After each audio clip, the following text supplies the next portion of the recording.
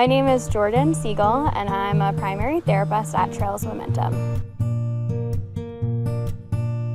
The students I typically work with are struggling with some type of emotional regulation. They either have really fluctuating moods where they feel like they're in a real state of being high and then drop and crash into feeling pretty low, or just feel like they have pretty intense emotions that they have a hard time regulating or managing on their own.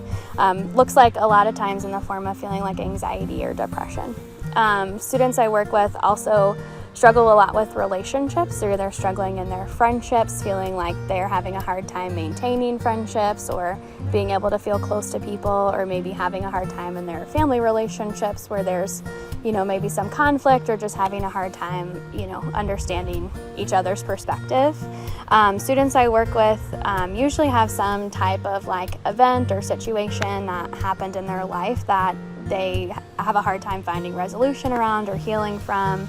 And often as a result, they don't feel great about themselves, or are struggling with just self-esteem, or feeling like they're worthy and valuable. I went for my master's at the University of Pennsylvania in social work, and from there I started working in therapeutic programs in a similar fashion to what I'm doing here at Momentum. My therapeutic work is really grounded in something called interpersonal neurobiology, which is really understanding the connection between the brain, the mind, and the body, and getting all of those different parts of ourselves to work together in a state of harmony to alleviate distress. And so most of the trainings that I have are kind of stem from that.